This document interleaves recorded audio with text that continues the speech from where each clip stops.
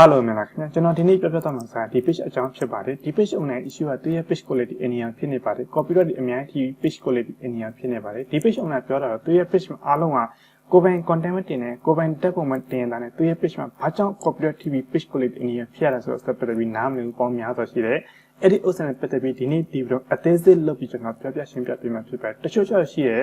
original content တွေပဲတင်ရတာနဲ့တခါကျတူလေးတချော်လေးလုံးပြီးတယ်မတိနားမလဲပဲအမားလေးတွေပါတော့တဲ့အတွက်ကြောင့် page မှာ report လာပြီးမှ page ကိုလည်းအနည်းဖြစ်တော့ခဲ့ရမျိုးလို့ဒါမှမဟုတ်ရင် page က permanently delete ဖြစ်တော့ခဲ့ရရှိတဲ့အတွက်ကြောင့်ဒီနေ့ဒီဗီဒီယိုမှာအားလုံး ANS set ကိုအစအဆုံးကျွန်တော်ပြောပြပေးမှာဖြစ်ပါတယ်ပြီးလို့ရှိရင်ကျွန်တော်တစ်ချက်ကြည့်မှဆိုရင်ဒီ page ကိုလည်းအခုမှအနည်းဖြစ်တဲ့အတွက်ကြောင့်သူဆိုရင် last 28ရက် day ဥစ္စာတော့ rush အားလုံးကောင်းတယ်ဒါပေမဲ့28ရက် hope ရောက်တော့ခဲ့ရင်တော့ rush mission တစ်ဖြည်းဖြည်းကြာသွားမှာပေါ့နော်ဒါပေမဲ့ပြဿနာကိုတည်ပြီးမှကြိုတင်ဖြေရှင်းလိုက်မှဆိုရင်ဒီ rush mission အားလုံးထင်သွားရတယ် okay education နဲ့ပတ်သက်မှဒီဗီဒီယိုမှာကျွန်တော်အားလုံးပြောပြပေးမယ်အရင်ဆုံးကျွန်တော်တစ်ချက်ယူသွားပြမယ်သူရဲ့ page quality ယူသွားပြမယ် okay ဒီမှာတစ်ချက်ကြည့်မှဆိုရင် page quality အနည်းဖြစ်မှအောင်မှဆိုရင် page logistic ဖြစ်နေ page logistic ဖြစ်တော့ခဲ့ပြီဆိုရင်ဒီ page မှာ content အသစ်တွေ blog တွေနဲ့ post အသစ်တွေ blog တွေနဲ့ တက်ပုံအသစ်တွေ blog တွေနဲ့လူအများစီကိုမရောက်ပဲဒီ page မှာရှိတဲ့ follower အနေပါစီကိုတော့တရားရှိရင်ဒီ 10% 20% လောက်ပဲရောက်ပြီးမှ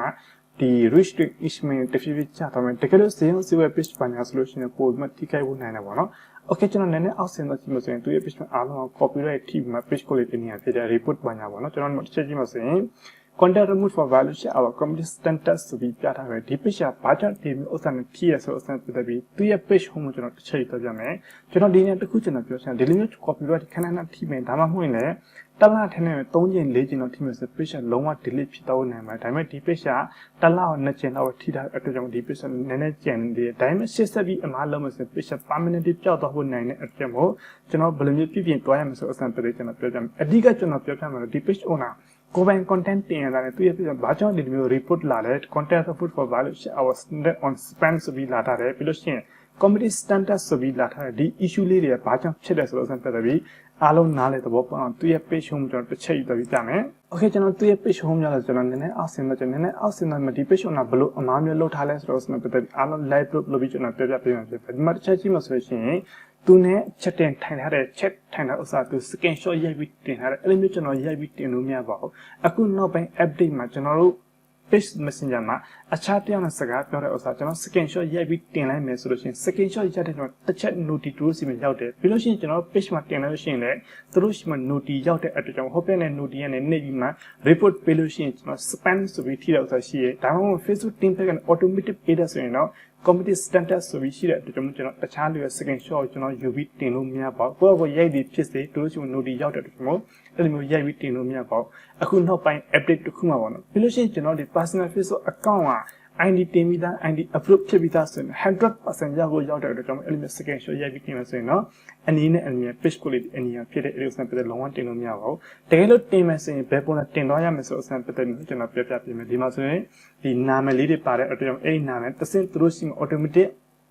notice လေးတွေရောက်တော့ခဲ့တဲ့အတွက်ကြောင့် page ကိုလေးအနည်းဖြစ်တဲ့ page မှာ report ထိတယ်ပေါ့နော်ဒီ page မှာတင်ထားတဲ့ content ပြောမှဆိုရင်အားလုံးက original content ဖြစ်တဲ့သူရဲ့ page မှာစကားပြောထားဥစ္စာသူကိုယ်နဲ့ screenshot ရိုက်ထားတဲ့ဥစ္စာဖြစ်တဲ့အတွက်ကြောင့်မို့တိုင်းမဲ့ဟောပြခံတဲ့ခွင့်ပြုရှိမှကျွန်တော်တင်လို့ရတယ်မလို့တချို့ရှိရတဲ့ page နဲ့ပတ်သက်ပြီးနားမလည်ဘူးပေါင်းများစွာ ID နဲ့ပတ်သက်ပြီးနားမလည်ဘူးပေါင်းများစွာရှိရမှာတချို့ရှိရ notice လေးတွေရောက်လာခဲ့ပြီးတော့သူတို့ဆက်နှစ်ပြီးမှဒီအမားယွန်းနေနေမိတဲ့အတွက်ကြောင့်မို့ကျွန်တော် page အတွက် effect ဖြစ်စေတဲ့ page မှာ report ထိစေတဲ့အဲ့ဒီ report နဲ့ကာကွယ်အောင်ဘလို့တင်မလဲပေါ့အဲ့တင်မတင်နေတဲ့ဒီဗီဒီယိုမှာကျွန်တော်တစ်ခါလေးပြောပြပေးမယ်တူတူအောင်လည်းကျွန်တော်လေးမျိုးနာမည်အပါကျွန်တော် screenshot ရိုက်ပြီးတင်လို့ရှိရင်အဲ့ဒီ screenshot ကျွန်တော် page မှာဓာတ်တိုင်းမတင်ပဲနဲ့ဒီဥစ္စာအကြောင်းလေးနည်းနည်းလေးပြောင်းမှဘေးပေါင်လေးကုတ်ပြီးမှဒီနားမှာအကွက်လေးလောက်ပြီးမှကျွန်တော်ရဲ့ page နာမည်လေးရေးထည့်သွားပြီးတင်မယ်ဆိုရင်တော့ 100% copyright looking ပါတယ်ဟိုဘက်မှာလည်း notice မရောက်တဲ့အတွက်ကြောင့်မို့ကျွန်တော် edit လုပ်ထားပြီးသားဖြစ်တဲ့အတွက်ကြောင့်မို့ 100% copyright looking နဲ့တကယ်လို့ edit မလုပ်ဘဲနဲ့ကျွန်တော် page မှာဒီအတိုင်းလေးသွားပြီးတင်မယ်ဆိုရင်တော့ page မှာ issue လေးတွေဖြစ်မယ်အနည်းနဲ့အမြန်ပေါ့နော်တချို့ဥစ္စာမဆိုရင်လည်း notice ရောက်တယ်တချို့ဥစ္စာမဆိုလည်း notice တိတ်ပြီးမှမတော်ဘူးနော်ပြောမစင်ကျွန်တော်ဒီ ID approve ဖြစ်ပြီးသား person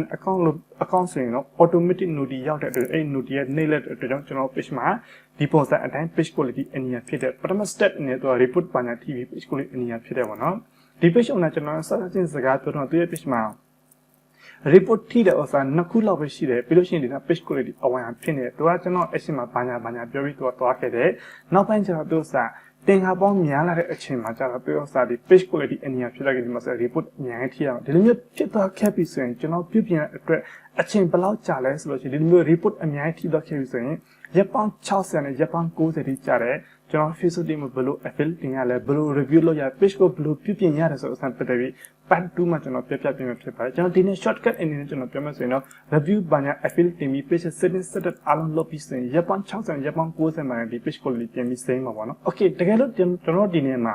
ရိုးရိုး page at register bin and publish ဆိုမဲ့ကျွန်တော်ဒီမျိုး violation မလာဘဲနဲ့ copyright မလာဘဲနဲ့ရိုးရိုး page quality အနေနဲ့ဖြစ်တဲ့ဆိုရင်တော့ရက်ပေါင်း60နဲ့ကျွန်တော်ပြန်ပြီးစိမ်းအောင်လုပ်တော့ရတယ်ပြုပြင်ပြီးရက်ပေါင်း60ပေါ့နော် okay ဒီနေ့ဒီဗီဒီယိုအားလုံးနားလဲသဘောပေါက်ပါမှာဒီ page owner screenshot ကိစ္စကြောင့်မို့သူ့ page quality အနေနဲ့ဖြစ်တယ်ပေါ့နော်ရှင်းဆက်ပြီးမှသူ့ရဲ့ page မှာဘယ်လို content တွေတင်လို့ရမှာဆိုအစမ်းပြတယ်မယ်ဒီ page owner နဲ့ကျွန်တော်ရဲ့ background တော့စကားတွေအသေးစိတ်ပြောထားအောင်သူ့ကိုဘယ်ပုံစံတင်တော့ပါဘယ်လို edit လုပ်ပြီးတင်တော့မှာ 100% copyright looking ပါတယ်ဆိုအစမ်းပြတယ်အားလုံးပြောပြထားတဲ့အတွက်ကြောင့်ဒီ page အမြင်ဆန်ပြန်ပြီးကောင်းလာပါမယ်ဒီ page owner အားလုံးနားလေသဘောပေါက်တာကျွန်တော်ဒါပေမဲ့တစ်ခါကြရှိရဲမသိနားလည် original content တင်ရတဲ့ issue တွေဖြစ်တဲ့ဥစ္စာပေါ့နော် okay ဒီနေ့ဒီမှာဒီလောက်ပဲအားလုံးကျွန်တော်ကျေးဇူးတင်ပါတယ်